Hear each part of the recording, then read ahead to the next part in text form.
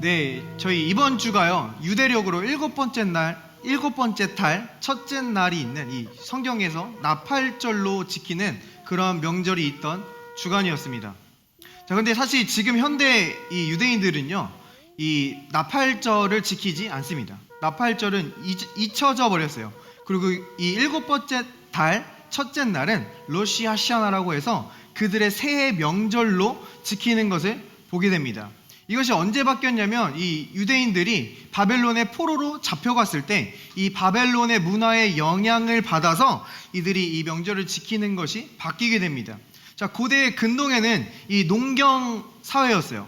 그래서 이 농경 사이클을 주기로, 그러니까 강물이 범람하고 하늘에서 비가 내리는 시기를 시작으로 그들의 새해를 정하고 시간표를 카운트했던 것을 우리는 보게 됩니다.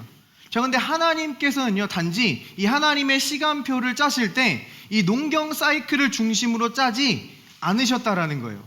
하나님께서 하나님의 시간표를 이 예수 그리스도의 십자가 구속을 상징하는 그 6월절이 있는 니산월을 이스라엘에게 새해 첫 달이 되게 하라고 명령하셨던 것을 보게 됩니다. 자, 이것이 우리에게 말해주는 의미는요, 이 하나님의 시간표가 우리가 조금 다를 수 있다라는 거예요. 그러니까 하나님은 단지 우리에게 이 땅에서 먹고 마시는 종류의 생명을 공급하기 위함이 아니라 이 마지막 아담으로 오신 예수님께서 그 십자가 구속으로 우리의 삶 속의 모든 영역 가운데 어떤 건강과 가정의 화평과 우리가 하나님의 진실한 관계를 맺을 수 있는 그 모든 종류의 구원을 우리의 삶 속에 베푸시기 위한 하나님 차원의 생명을 우리의 삶 속에 공급하길 원하시는 줄 믿습니다. 자, 그래서요, 우리의 삶 속에서 하나님이 내가 생각하는 것처럼 일하지 않을 수가 있어요.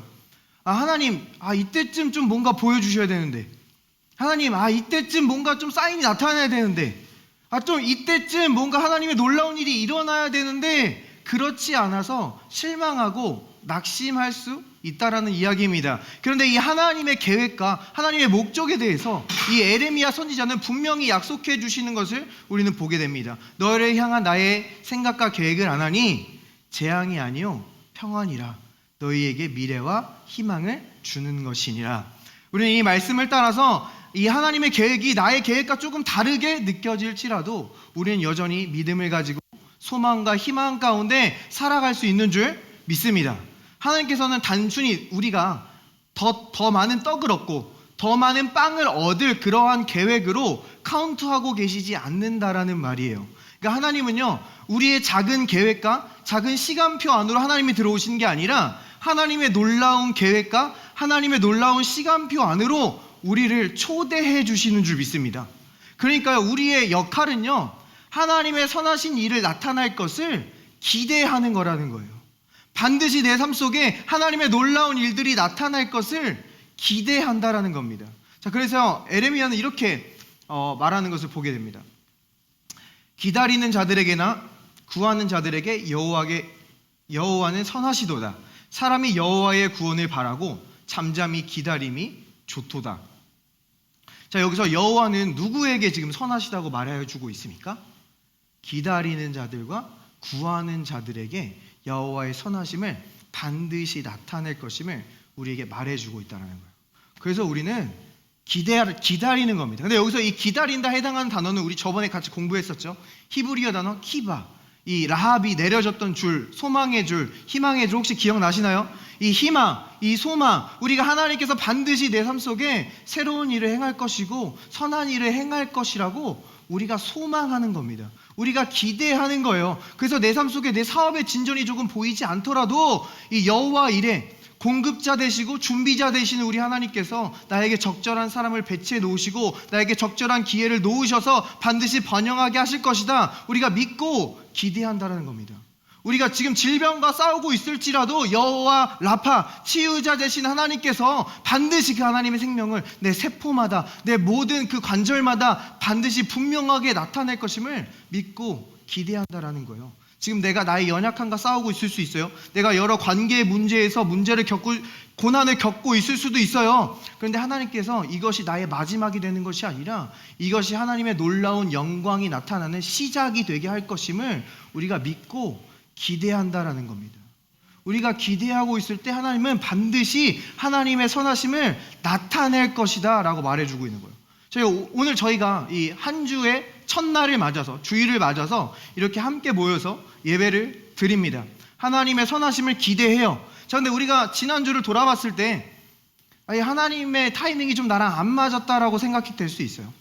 좀 나는 뭔가를 좀 기대했는데 이 하나님의 나타나심이 내 생각과 조금 달라서 실망하고 좌절했을 수 있습니다. 근데 이사야 선지자는 뭐라고 고백합니까? 하늘이 땅보다 높음 같이 나의 길이 너의 길보다 높고 나의 생각이 너의 생각보다 높으니라. 우리가 하나님의 계획이 분명하게 느껴지지 않을 때에도 하나님은 그분의 높으신 계획을 여전히 우리 삶 속에 나타내고 계신 줄 믿습니다. 이 시간 여러분이 주님의 임재 앞에 나와서 다시 하나님의 선하심을 기대할 때 하나님께서는 이번 한 주 반드시 하나님의 놀라운 계획들을, 그 하나님의 높은 길을 여러분의 삶 가운데 나타내 주실 줄 믿습니다. 이렇게요, 우리 그리스도인들은 하나님의 선하심이 내 삶 속에 나타날 것을 기대하면서 살아가는 자들이라는 거예요. 그래서 사단은요, 우리가 이 하나님께 더 이상 기대하지 못하도록 방해합니다. 우리가 하나님께 사랑받고 안정감을 느낄 때 우리는 기대할 수 있거든요. 근데 우리에게 불안정감을 주고 두려움을 줘서 우리의 삶 속에 좋은 것이 일어날 것을 기대하지 못하게 한다라는 거예요. 사실 이 유대력으로 이 7번째 달, 이 첫째 날은 나팔절이라고 했잖아요. 이 나팔절에 이 나팔이 부는 이 나팔의 의미가 우리 그리스도인들에게는 승리의 나팔이거든요.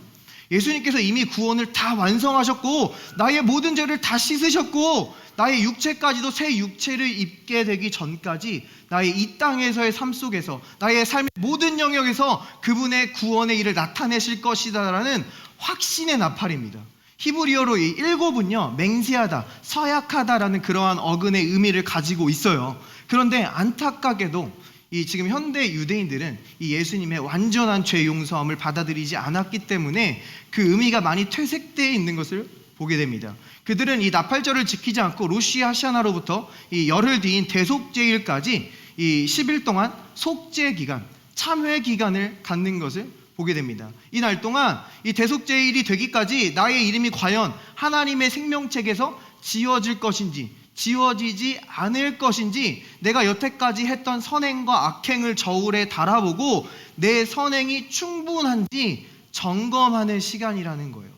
그래서 실제로 이 기간 동안 이 많은 유대인들이 이 이방인들에게, 외국인들에게 더 많은 호의와 친절을 베푼다고 해요. 그래서 이 기간에 여행하는 이 외국인들은 더 많은 호의를 느낄 수 있다고 합니다. 그런데 그거는 외국인의 입장에서 조금 좋아 보일 수는 있겠지만 그것을 행하는 이 사람들의 입장에서는 내 행동에 따라서 이 내가 하나님의 생명책에서 지워질 수도 있고 지워지지 않을 수도 있다라고 하는 것은 굉장한 불안정함과 두려움을 불러일으키게 한다라는 겁니다.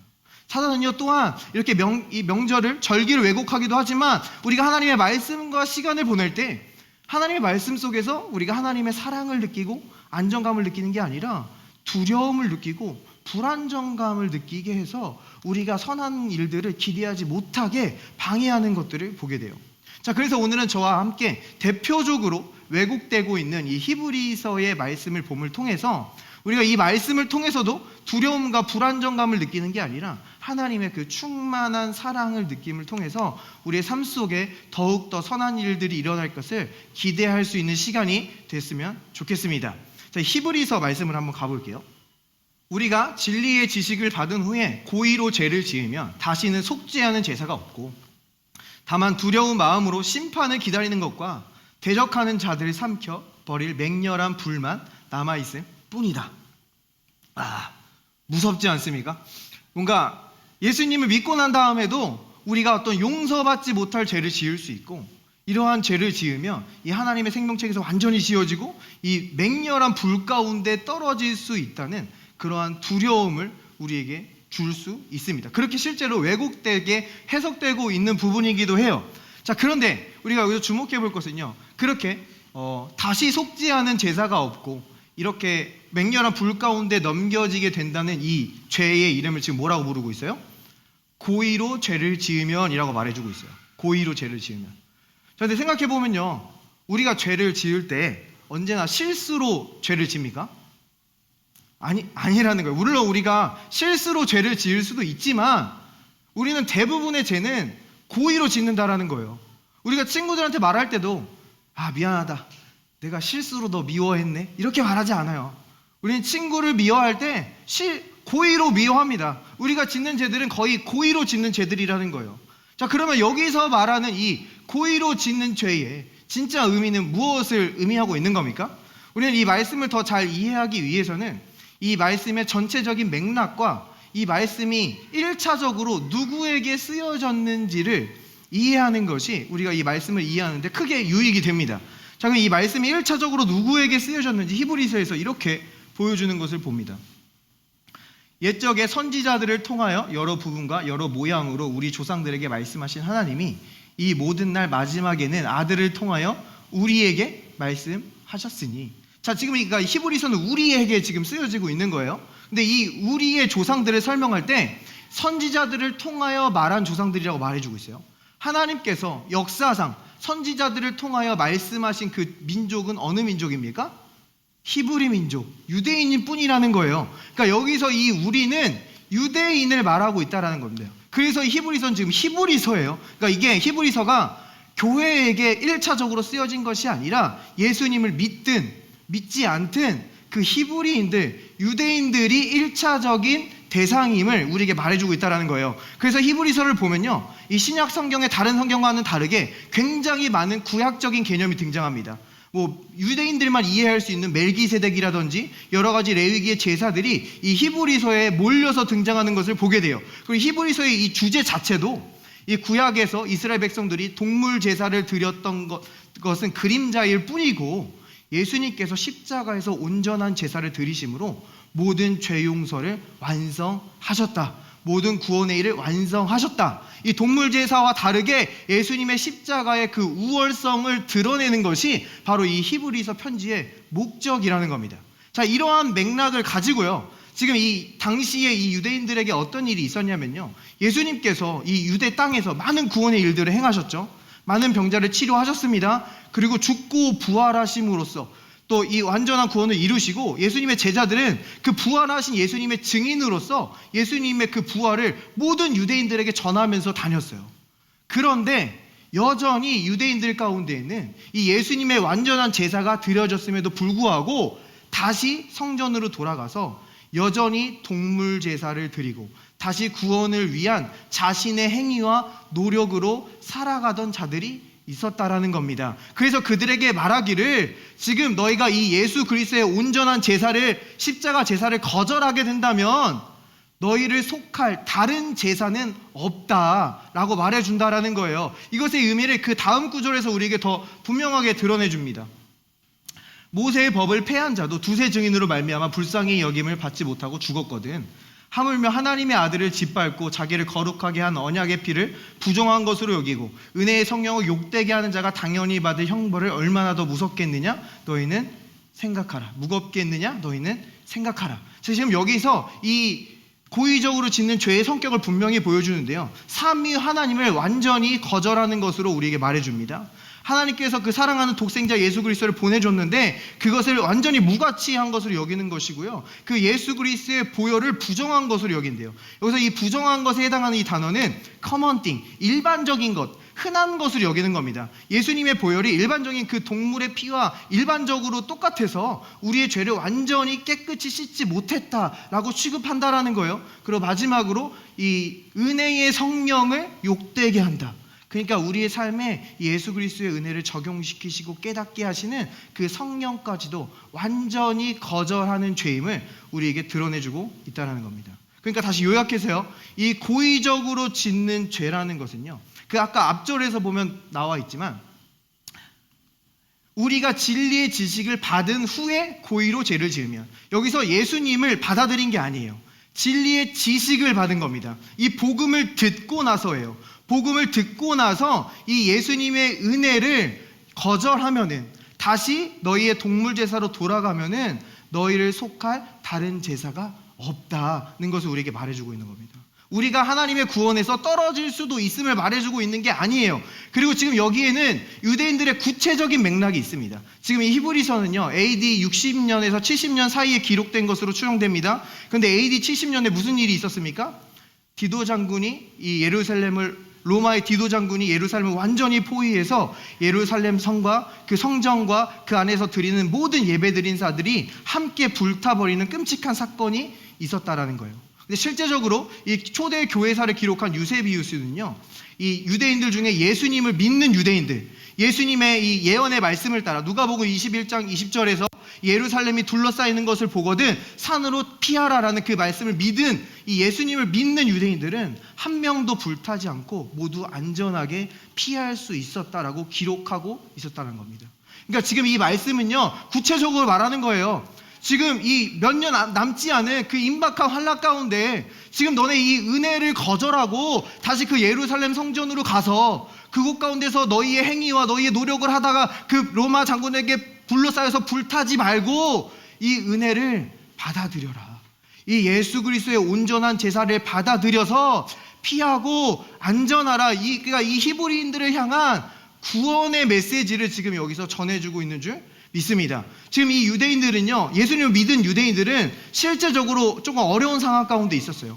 이 예수님을 믿지 않는 유대인들이 훨씬 더 그 당시에 많았기 때문에 예수님을 믿는 유대인들은 핍박을 받고 박해를 받고 있었습니다. 그러니까 예수님의 은혜가 눈으로 보이지 않았어요. 예수님의 구원의 시간표가 진행되고 있는 것처럼 느껴지지 않았어요. 근데 그렇다고 해서 다시 내 노력으로, 다시 내 구원을 위한 나의 행위로 돌아가는 것은 너희를 살게 하는 길이 아니다. 너희는 오직 은혜로 피해라. 분명하게 권면해주고 있는 줄 믿습니다. 자, 우리도요, 신앙생활을 하다가 보면은 이 많은 문제들이 생기고 여러 가지 환란에 둘러싸이게 되면은 은혜가 더 이상 내게 없는 것 같이 느껴져요. 하나님의 이 구원의 시간표가 내 삶 속에서는 완전히 멈춰버린 것처럼 느껴집니다. 그리고 나는 믿고 있는 게 아니라 불안해하고 걱정하고 있는 내 자신을 발견하게 된다는 거예요. 그때 종교적인 사람들의 말이 굉장히 달콤하게 느껴져요. 행함이 없는 믿음은 죽은 믿음이다. 너가 더 행해야 된다. 지금 너 행위를 봐. 너의 지금 노력하고 있는 걸 봐. 너 그렇게 해서 너 지금 미래의 소망을 얻을 수 있겠어? 너 그러한 열심으로 좋은 열매를 얻을 수 있겠어? 굉장히 합리적으로 느껴져요. 우리 안에서도 여러 가지 정죄와 불신의 목소리들이 올라옵니다. 이거 지금 내 이거 행위 봐서는 소망이 없겠는데? 지금 내 이거 상태 봐서는 나는 더 이상 좋은 것을 기대할 수 없겠는데? 많은 의심이 올라온다는 거예요.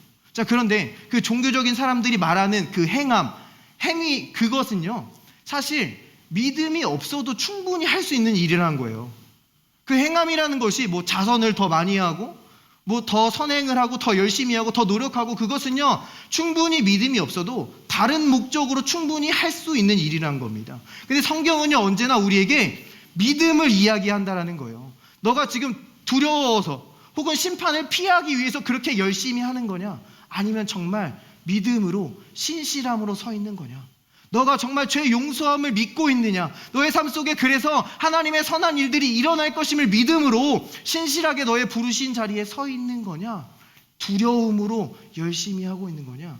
이 믿음을 이야기한다라는 겁니다.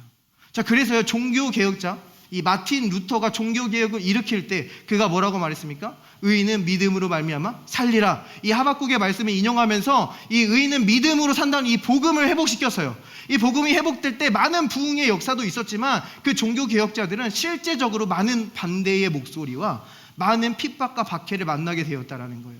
은혜가 끝난 것처럼 느껴져요. 하나님의 시간표가 움직이지 않는 것처럼 느껴져요. 근데 그 이유가 이 루터가 행함이 부족했기 때문입니까? 아니면 그에게 은혜가 멈췄기 때문입니까?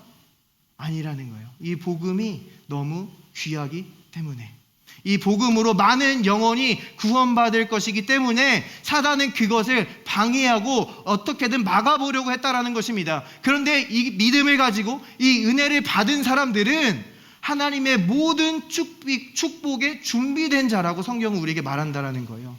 이 하나님의 은혜를 받아들인 자들을 향해 하나님께서는 분명히 언약의 말씀을 이렇게 선포하시는 것을 보게 됩니다. 하나님이 아브라함에게 약속하실 때에 가리켜 맹세할 자가 자기보다 더 큰 이가 없으므로 자기를 가리켜 맹세하여 이르시되 내가 반드시 너에게 복주고 복주며 너를 번성하게 하고 번성하게 하리라 하셨더니, 믿음으로 말미암아 의롭게 된 이 아브라함에게 하나님이 뭐라고 말씀하셨다고요? 너에게 복주고 복주며 번성하고 번성하게 하리라. 왜 이 말씀이 교회에서 많이 안 읽혀지고 많이 설교되지 않는지 이유는 모르겠습니다. 근데 이거는 지금 하나님의 분명한 말씀이란 거예요. 내가 반드시예요. 너에게 복주고 복주며 번성하고 번성하게 하리니. 이것이 우리의 미래고 이것이 우리의 소망이라고 분명하게 말씀하고 계신 줄 믿습니다. 자, 근데 이어서 하나님은 더 분명하게 우리에게 확신을 주십니다. 하나님은 약속을 기업으로 받는 자들에게 그 뜻이 변하지 아니함을 충분히 나타내시려고 그 일을 맹세로 보증하셨나니, 이는 하나님이 거짓말을 하실 수 없는 이 두 가지 변하지 못할 사실로 말미암아 앞에 있는 소망을 얻으려고 피난처를 찾은 우리에게 큰 안위를 받게 하려 하심이라. 하나님은요, 약속만 하시지 않았어요. 맹세까지 하셨다라는 거예요. 그리고 그 하나님은 이 약속을 어기고 맹세를 어길 수 있는 분이 아니라는 겁니다. 하나님이 거짓말하는 것은 불가능하다는 말이에요. 이 두 가지 변하지 못할 사실, 맹세를 어기고 약속을 어길 수 없는 그 변하지 못할 사실로 말미암아 우리가 분명한 소망을 갖기를 원하시는 줄 믿습니다. 자, 그런데요, 여기서요, 이 하나님께서 이게 우리에게 직접적인 의미가 뭐냐면요, 우리가 어떤 암울한 상황 가운데 있어도, 우리가 어떤 막다른 길에 있을 때에도 하나님이 우리를 축복하지 않는 것이 불가능하다라는 의미예요. 하나님께서는 반드시 우리를 복주고 복주며 번성하고 번성하게 하는 것을 막는 것이 불가능하다라고 우리에게 분명히 말해주고 있다는 겁니다. 우리가 은혜가 마치 끊긴 것처럼 느껴지고 하나님의 시간표가 멈춘 것처럼 느껴질 때 우리는 다시 내게 행위로 돌아가야 되나? 나의 모든 노력과 나의 모든 것을 끌어올려서 다시 열심히 내가 무언가를 해봐야 되나? 그런 불안감을 느끼고 고민하는 것이 아니라 이 하나님의 언약을 기대하라라고 우리에게 분명히 말해주고 있는 거예요. 우리가 과거에 많은 소망과 기대를 갖지 못하고 살아갔을 수 있어요. 그런데 여러분의 과거가 여러분의 미래를 결정하지 않습니다. 이 반드시 약속하신 하나님의 언약의 말씀에 여러분의 미래가 달려있는 줄 믿습니다. 하나님은 지금 분명히 말씀하세요. 내가 반드시 너에게 복주고 복주며 너를 번성하게 하고 번성하리니. 지금 여러분이 어떤 어려움 가운데 있든지 이 소망의 말씀을 붙잡고 다시 선한 미래를 기대하며 소망하며 살아가시길 축복합니다. 자, 그런데 지금 이 말씀 가운데 이러한 놀라운 하나님의 언약을 말씀을 받는 그 대상에 대해서 어떻게 표현해주고 있어요? 소망을 얻으려고 피난처를 찾은 우리라고 말해주고 있어요. 하나님께서는 이 소망을 얻으려고 피난처를 찾은 우리에게 이러한 놀라운 언약의 말씀을 주신다라는 거예요. 자, 그런데 여기서 말하는 이 피난처는요, 이 히브리인들에게 굉장히 익숙한 개념입니다. 이 refuge, 이 city of refuge, 이 도피성, 이 유대의 그 율법 가운데 분명하게 나와 있는 이 도피성을 떠오르게 한다라는 겁니다. 이 도피성을 민수기에서 이렇게 설명하고 있는 것을 보게 됩니다. 여호와께서 또 모세에게 말씀하여 이르시되 이스라엘 자손에게 말하여 그들에게 이르라. 너희가 요단강을 건너 가나안 땅에 들어가거든 너희를 위하여 성읍을 도피성으로 정하여 부지 중에 살인한 자가 그리로 피하게 하라. 이는 너희가 복수할 자에게서 도피하는 성을 삼아 살인자가 회중 앞에 서서 판결을 받기까지 죽지 않게 하기 위함이니라. 너희가 줄 성읍 중에 6을 도피성이 되게 하되 세 성읍은 요단 이쪽에 두고 세 성읍은 가나안 땅에 두어 도피성이 되게 하라. 이 6성읍은 이스라엘 자손과 타국인과 이스라엘 중에 거류하는 자의 도피성이 되리니 부지 중에 살인한 모든 자가 그리로 도피할 수 있으리라. 자, 하나님께서는 이 도피성을 준비해 주셨습니다. 이 지도를 보면요, 이렇게 이스라엘 지도에 딱 가운데 요단강이 흐르고 그 동쪽과 서쪽에 이 알맞게 균형 있게 도피성을 배치해 두셔서 누구든지 이 도피성으로 대피할 수 있게 준비해 주셨다라는 거예요. 자, 근데 이 도피성이 지금 누가 피하는 성이라고 지금 말해주고 있었어요? 부지 중에 살인한 자입니다. 그러니까 원래 유대 율법 가운데에서 살인을 저지르게 되면요, 반드시 자신의 생명으로 그 값을 치러야 했어요. 그러니까 그 개념 중에 고엘 핫담이라고 해서 그 살인을 당한 피해자의 가족들이 그 생명의 값을 복수할 수 있도록 허락이 되었다라는 겁니다. 그래서 이 살인한 자는 늘 그 나를 죽이려는 자들로부터, 그 사망과 저주로부터 늘 쫓겨다니는 신세였다라는 거예요. 그런데 만약에 부지 중에 살인하면, 고의가 아니라 계획적으로 살인한 게 아니라 사고로 우연치 않게 살인을 하게 되면은 이 도피성으로 피할 수 있게 해주었다는 겁니다. 현대적인 개념으로 고의적 살인이 아닌 과실치사의 개념입니다. 자, 그런데 성경에서는요, 도피성으로 피하지 못하고 반드시 죽어야 되는 살인죄에 대해서도 우리에게 말해주고 있다는 거예요.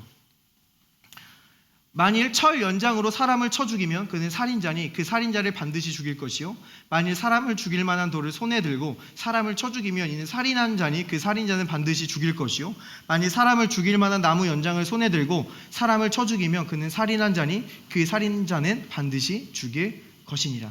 여기 살인자가 나오는데요, 세 가지 도구가 등장하는 것을 보게 됩니다. 철과 돌과 나무로 살인한 자는 반드시 죽이게 되어 있다고 유대 율법이 말해주고 있어요. 자, 그런데 이 돌은 그 당시 율법 시대에 흔히들 이 사람을 처벌하는데, 처형하는데 사용되었던 도구예요. 자, 그런데 이 나무와 철은 굉장히 생소한 겁니다. 근데 여기 지금 이게 왜 등장한 겁니까? 예수님께서 우리의 죄를 지고 죽으신 그 나무 십자가, 그리고 예수님을 그 십자가에 못 박으신 그 철 연장, 그 쇠못, 그러니까 이 죽음은요, 예수님을 십자가에 못 박은 자들은 반드시 죽게 되어 있다라는 것을 우리에게 말해주고 있다라는 거예요. 그럼 예수님을 누가 십자가에 못 박은 거예요? 로마 군사들이 십자가에 못 박은 겁니까? 성경은 우리에게 말해요. 그가 찔림은 우리의 허물 때문이요, 그가 상함은 우리의 죄악 때문이라. 예수님은요, 우리 모두의 죄를 지시고 십자가에서 죽으셨다라는 겁니다. 그러니까 우리 모두는요, 예수님 십자가에 못 박은 죄인이라는 거예요. 우리의 값은 우리의 생명으로, 우리의 목숨으로 치러져야 한다라는 겁니다. 그런데 예수님께서는요, 십자가에 못 박히셔서 이 기도를 드리심으로 완전한 반전을 이루시는 것을 우리에게 보여주십니다. 이에 예수께서 이르시되 아버지 저들을 사하여 주옵소서. 자기들이 하는 것을 알지 못함이니이다. 저들의 죄를 사하여 주옵소서. 자기들이 하는 것을 알지 못함이니이다. 주님께서는요, 십자가에서 자신이 죽으심으로 우리에 대한 값을 치렀을 뿐만이 아니라 지금 어떻게 기도하셨어요? 저들이 하는 것을 알지 못한다. 우리의 이 죄를 알지 못하고 지은 살인, 우리가 의도치 않게 지은 그 살인의 범주로 넣어주셨다라는 것입니다. 이것이 우리에게 구체적으로 의미한 바는 무엇입니까? 우리가 도피성으로 피할 수 있게 하셨다라는 거예요. 더 이상 우리가 우리의 죄와 저주로 인해서 그 사망과 저주의 일들에 추격당하면서 그렇게 불안하게 살아가는 것이 아니라 이 도피성에서 온전히 보호받고 살아갈 수 있도록 하셨다라는 거예요. 근데 이 도피성의 이 보호의 개념은요, 단지 우리를 감싸는 개념이 아닙니다. 이 도피성은요, 그 당시 제사장들과 레위인들이 살았어요. 그러니까 이 제사장과 레위인들은 가나안 땅을 유업으로 받지 못했습니다. 근데 그 땅에 여러 가지 성읍들에 나눠져서 살았어요. 그러니까 이 레위인들이 살았다는 의미는요, 하나님께서 제사장들과 레위인들에게 이런 약속을 해주셨어요. 그들이 여호와께 드리는 첫 소산, 곧 제일 좋은 기름과 제일 좋은 포도주와 곡식을 내게 주었은즉. 그러니까 이 제사장들은요, 도피성에서 이스라엘에서 가장 좋은 것들을 누릴 수 있었다라는 거예요. 제사장들은 가장 좋은 포도주, 가장 좋은 오일, 가장 좋은 양과 염소를 취할 수 있었다라는 거예요. 그러니까 이 도피성에는요, 이스라엘에서 가장 좋은 축복들이 쌓여 있었다라는 겁니다. 근데 이 도피성으로 피한 자는요, 제사장은 아니었지만, 그것을 누릴 자격은 없었지만 이스라엘에서 가장 좋은 것을 누릴 수 있게 하신 줄 믿습니다. 우리의 삶을 돌아보면요, 우리가 지금 미래를 위해 심고 있는 것들이 미래에 좋은 것을 거둘 수 있을 만큼 충분하지 않아요. 느끼고 계실 거예요. 우리가 지금 뿌리고 있는 것들이 나의 미래에 안정감을 주고 나의 미래에 참된 소망과 축복을 거둘 수 있을 만큼 충분하지 않다라는 거예요. 그리고 우리 자신을 보면요, 막상 지금 나의 실수를 뿌리고 있고 나의 연약함을 뿌리고 있고 나의 넘어짐을 뿌리고 있기 때문에 우리의 미래에 낭만과 절망을 거둘 것을 기대할 수밖에 없다라는 겁니다. 그런데 우리가 이 도피성 대신 피난처 대신 예수께로 피할 때 우리는 그 모든 사망과 저주로부터 보호함을 받게 되는 줄 믿습니다. 우리는 자격이 없지만 우리의 의로운 대제사장이 되어주신 그 예수님의 의로움으로 말미암아, 그 의로움을 우리가 선물로 받음으로 말미암아 우리는 받아 마땅하지 않고 값을 치르지 않았지만 예수님께 합당한 그 하늘의 모든 축복과 유업을 우리가 그리스도 안에서 누리게 하신 줄 믿습니다. 여러분이 어디서 넘어졌든지 어디서 실수했든지 이 피난처를 찾은 이 모든 그리스도인들에게 하나님은 분명히 말씀하세요. 내가 너희에게 복주고 복주며 번성하게 하고 번성하게 하리라. 이 언약의 말씀이 우리의 삶 속에 반드시 일어날 줄 믿습니다. 자, 그런데요, 이 도피성이 또한 우리의 피난처 대신 예수 그리스도를 의미하기도 하지만 이것은 신약 시대를 살아가는 우리에게 이 하나님께서 우리가 언제든지 피할 수 있게 각 지역에 배치해 놓으신 지역 교회를 의미하기도 합니다. 우리가 어떠한 두려움과 무서움이 있든지 어떠한 죄책감과 정죄감에 시달리든지 우리가 교회로 피할 수 있게 해주셨다라는 거예요. 자, 이 교회는요, 어떤 건물이 아닙니다. 그렇다고 해서 어떤 사람들의 일반적인 소모임도 아니에요. 하나님은 이 교회를 어떻게 부르시냐면요, 하나님께서 예수님을 십자가에서 못 박고 죽게 하셨습니다. 그리고 다시 부활시키시고 이 하늘 보좌 위에 올리셨어요. 그리고 예수님을 향해 말하기를 모든 통치와 권세와 능력과 주권 위에 있게 하시고 이 세상뿐만 아니라 오는 세상에 오는 모든 일컫는 이름 중에 뛰어나게 하셨다라고 말해주고 있어요. 이것은 무슨 의미냐면요, 우리 삶의 어떤 문제, 어떤 질병, 어떤 어려움, 그 모든 것 위에 예수님이 계시다고 말씀하는 것인 줄 믿습니다. 우리 모두 이것에 동의할 수 있어요. 그런데 이 권세를 하나님께서 어디에 두셨냐? 에베소서는 이렇게 말하고 있어요. 또 만물을 그의 발 아래 복종하게 하시고 그를 만물 위에 교회의 머리로 삼으셨느니라. 교회는 그의 몸이니 만물 안에서 만물을 충만하게 하시는 이의 충만함이니라. 하나님께서는요, 이 예수 그리스도를 교회의 머리 위에 두셨다. 교회는 그 만물 위에 두셨다. 그리고 이 교회를 통해서 이 만물에게 하나님의 기름 부으심과 많은 축복들을 흘려보내심으로 이 세상을, 이 만물을 충만하게 하신다라는 하나님의 분명한 목적과 계획을 우리에게 보여주고 있다라는 겁니다. 또 아까 그 히브리서에서요, 아까 그 고의로 지은 죄를 지은 자들, 은혜를 거절하고 이 다시 구약의 제사로 돌아가는 그 제자들과 그 사람들과 반대로 은혜를 받아들인 사람을 어떻게 표현하고 있냐면요, 아까 그 구절 바로 앞 구절입니다. 서로 돌아보아 사랑과 선행을 격려하며 모이기를 피하는 어떤 사람들의 습관과 같이 하지 말고 오직 권하여 그날이 가까움을 볼수록 더욱 그리하자. 그러니까 이 마지막 때의 은혜를 받아들인 자들은요, 서로를 더욱더 돌아보고 사랑과 선행을 격려하며 더욱 교회에 모이기를 힘쓰는 자들이다. 더욱 교회로 피하는 자들이다 라고 분명히 말해주고 있다라는 겁니다. 그러니까 내가 혼자 머리야, 내가 혼자 몸이야 하면서 자신의 신앙과 자신의 믿음만 혼자서 주장하는 자들이 아니라 겸손하게 나의 머리는 예수 그리스도시고 나는 몸의 지체일 뿐이다. 그래서 이 지체들이 함께 연합하여서 서로에게 주신 은사로 서로를 섬기며 그 두세 사람 가운데 놓으신 하나님의 놀라운 임재와 그 기름 부으심을 사모하며 살아가는 자들이다. 마지막 때에 더욱 그러하는 자들이다 라고 우리에게 말씀하고 있다는 거예요. 이 마지막 때에 우리는 더욱더 서로를 향한 격려와 위로가 필요한 줄 믿습니다. 우리가 영적으로 더욱더 우울해지고 더욱더 피폐해지도록 사단은 더욱더 공격하고 있다는 거예요. 또한 우리는 더욱더 우리의 연약함과 취약함을 드러낼 수 있고 나눌 수 있는 그러한 리더와 그러한 나를 사랑하는 동역자들이 필요한 줄 믿습니다. 물론 이 신약 시대가요, 성령 하나님께서 우리 개인적으로 인도하시고 말씀하실 수 있어요. 우리를 그 하나님의 충만한 가운데로 인도해 가십니다. 그런데 우리가 혼자서 하나님의 음성을 듣고 혼자서 하나님을 생각하고 그렇게 혼자서 위험하게 살아가도록 두지 않으셨다라는 거예요. 하나님께서는 나를 사랑하는 그 동역자와 리더들을 통해서 내 마음에 두신 그 하나님의 뜻과 인도하심을 컨펌해 주심으로써 이 불확실한 세대에 우리가 더욱더 큰 담대함과 믿음을 가지고 하나님의 인도하심을 따라갈 수 있도록 우리를 인도해 주시는 줄 믿습니다. 그래서 이 마지막 때의 사단의 전략은요, 우리를 고립시키는 거예요. 우리가 혼자 되게 하는 겁니다. 그래서 우리가 어떤 문제를 만나고 어려움을 만날 때 이것은 나만 겪는 고난이야, 나만의 문제야, 나만의 우울이야 하면서 우리가 굴 속으로 파고 들어가게 한다는 거예요. 주변을 보면 다 잘 살고 있습니다. SNS를 보면은 그냥 다 잘 사는 것 같아요. 그런 메시지밖에 주지 않습니다. 그래서 나 혼자 우울하고, 나 혼자 망했고, 나 혼자 슬프고, 이렇게 계속 생각하다 보면은 더욱더 극심한 외로움을 느끼고 더욱더 극심하게 고립된다는 거예요. 그래서 성경에서도요, 이 사단에게 공격받고 있는 이 거라사의 광인을 어떻게 표현합니까? 공동체와 떨어져서 혼자 고립되어 있는 자로 표현해주고 있다는 거예요.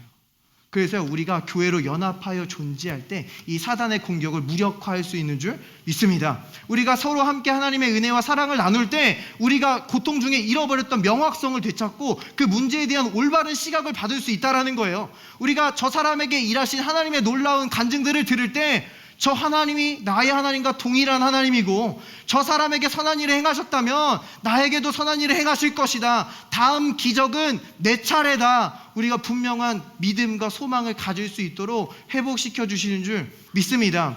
이 마지막 때에 더욱더 교회에 심겨져야 돼요. 성경은 우리에게 그냥 교회에 나왔다 가는 게 아니라 심겨져야 된다, 우리가 실제적으로 연결되어야 된다라고 말해주고 있어요.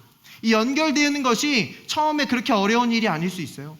그냥 생각나는 교우들에게 카톡 한번 보내는 거, 전화 한번 하는 거, 그래서 기회에 대해서 커피 한잔 하면서 나의 어떤 마음을 나누는 거, 그것으로부터 교회와 연결되고 그리스도와 연결되어서 하나님의 충만함을 살아갈 수 있도록 인도하여 주시는 줄 믿습니다. 이렇게 교회에 완전히 심겨진 자들에게 하나님께서는 분명한 약속의 말씀을 해주십니다. 의인은 종려나무같이 번성하며 레바논의 백향목같이 성장하리로다. 이는 여호와의 집에 심겼으며 우리 하나님의 뜰 안에서 번성하리로다. 이 한글 성경에 좀 뉘앙스가 잘 안 사는데요, 지금 이 의미는요, 여호와의 집에 심긴 자들이 하나님의 뜰 안에서 번성하게 된다라고 말해주고 있어요. 하나님의 집에 심긴 자들이 하나님의 뜰에서 번성하게 된다. 이 여호와의 집이라는 것은요, 내부예요. 뜰은 외부입니다. 그러니까 이 교회에 심긴 자들은요, 단지 교회 생활만 하고 교회 봉사활동만 하는 게 아니라 교회에 심긴 자들은 외부에서, 세상에서 번영하게 된다, 번성하게 된다라는 약속의 말씀을 우리에게 주고 있다라는 겁니다.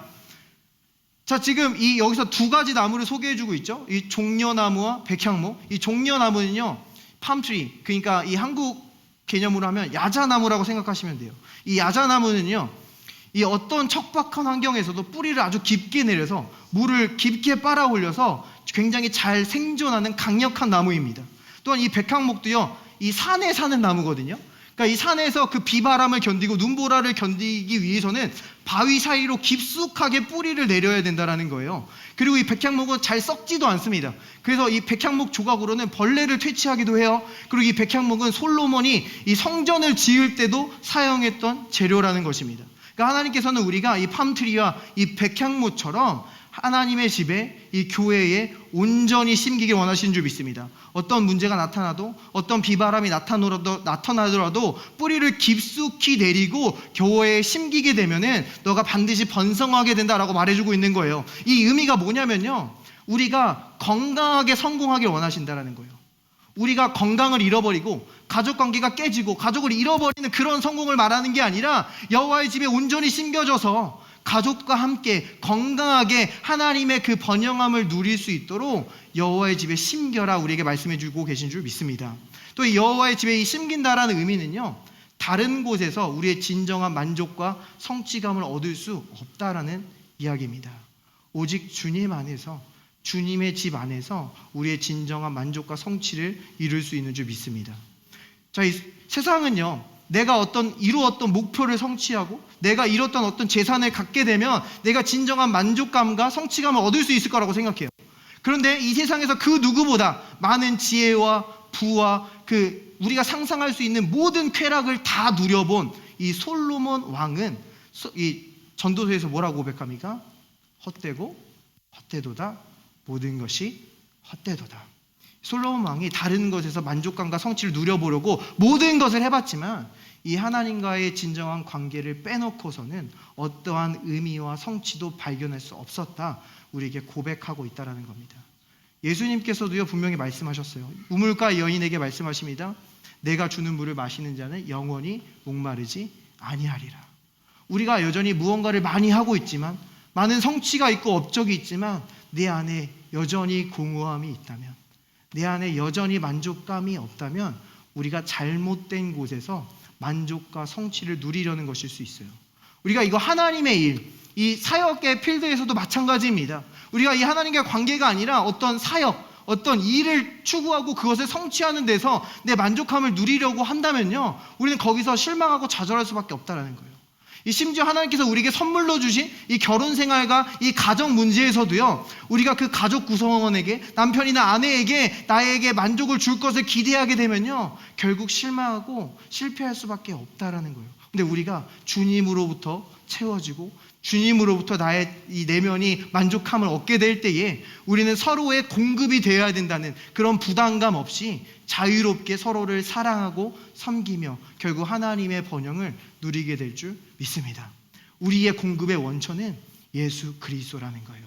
예수 그리스도가 우리의 머리고 우리는 그분의 몸으로 연합하여 존재한다라는 겁니다. 자, 예수 그리스도가 우리의 머리라는 또 다른 의미는요, 이 머리이신 예수님께서 그 몸을 향한 하나님의 놀라운 계획과 목적을 가지고 계시다라는 거예요. 우리는 그 그리스도 안에서 우리의 삶의 분명한 목적을 발견해야 된다는 겁니다. 우리의 삶은요, 세상이 달려가는 대로 아무데로나 달려갈 만큼 그렇게 가벼운 인생이 아니란 겁니다. 값싼 인생이 아니라는 거예요. 세상이 말하는 그 성공의 사다리로 내가 열심히 올라가 보지만, 그래서 정상에 올라가 봤지만 그 목적지가 내 목적지가 아니라면 우리는 다시 내려와야 된다는 거예요. 그리고 다시 올라가야 된다는 겁니다. 근데 그러기에는 우리의 인생이 너무 짧다라는 것입니다. 바울도요, 하나님께서 많은 은혜와 은사를 주셨어요. 그런데 그 은사를 잘못 사용했다라는 거예요.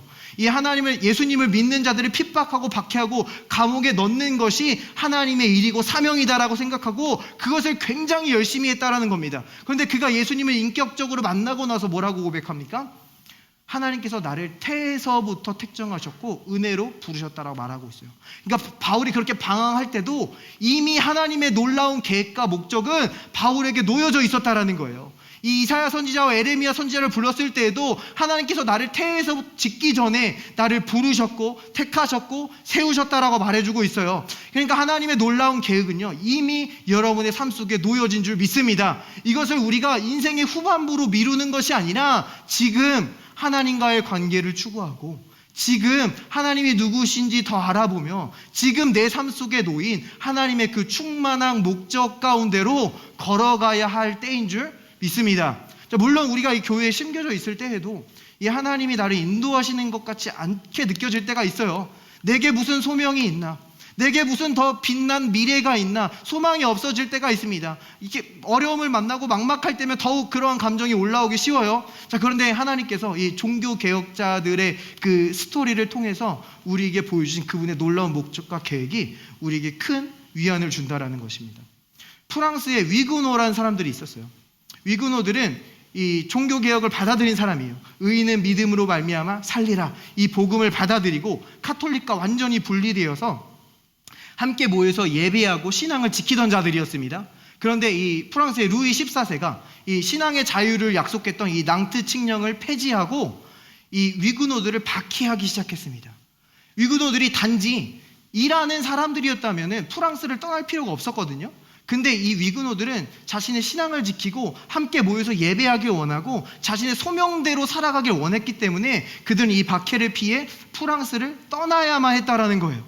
근데 이 프랑스를 떠날 때 그때 프랑스 인구가 1700만 명으로 기록되고 있어요. 근데 그때 떠난 위그노가 40만 명에서 50만 명으로 추정됩니다. 근데 이 위그노가 떠났다고 해서 그 프랑스 산업의 기반이 완전히 흔들려 버렸다는 거예요. 그 의미는 무엇입니까? 위그노들이 단순히 교회에 심겼던 자들이 아니라 외부에서, 그들의 직업에서, 그들의 사회에서 번영하는 자들이었다라는 거예요. 이 위그노들이 떠났을 때 이 프랑스의 두뇌와 지식과 기술자들이 떠남으로 말미암아 프랑스는 실제적으로 경제적인 타격을 입을 수밖에 없었다라는 겁니다. 이 교회에 심긴 자들을 하나님께서 반드시 뜰 밖에서 번영하게 하시는 것을 우리에게 보여주고 있는 사례라는 것입니다. 이때 독일은요, 이 위그노들이 이 프랑스를 탈출할 때 이 위그노들이 단지 난민이 아니라는 것을 알아봤습니다. 그래서 이 비렐름이라는 사람이 이것을 캐치하고 이 위그노들에게 제안을 하기 시작해요. 이 독일로 오면은 우리가 프랑스어로 예배할 수 있는 예배당도 주고 세금 혜택도 주고 너희에게 많은 유익을 주겠다. 그래서 이 독일에 거주해달라. 그래서 이 많은 위그노들이 그 당시에 독일로 넘어가서 살게 됩니다. 근데 독일로 넘어갔을 때 그 당시 독일의 산업은 굉장히 미비했어요. 근데 위그노들이 넘어감으로 말미암아 그때 철강 산업이 독일에서 부흥하게 되고, 그 철강 산업은 자동차 산업을 낳게 되고 지금의 BMW와 벤츠의 초석을 놨다는 겁니다. 실제로 이 벤츠의 창업주 이 카렐 벤츠는 이 위그노의 후손으로 지금까지도 알려져 있는 것을 보게 됩니다.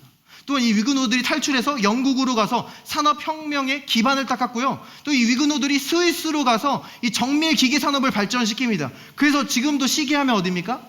스위스죠. 이 메이드 인 스위스를 못 따라옵니다. 이 막 일본이나 뭐 이런 장인 정신을 가지고 만드는 그런 많은 기술과 회사들은 많을지라도 지금 이 위그노들의 그 신앙의 역사와 그 단지 돈을 위해 일하지 않고 어떤 직장 상사의 눈치를 보면서 일하지 않고 평판을 위해 일하는 게 아니라 주를 위해 일했던 그들의 헤리티지를 따라올 수가 없다라는 거예요.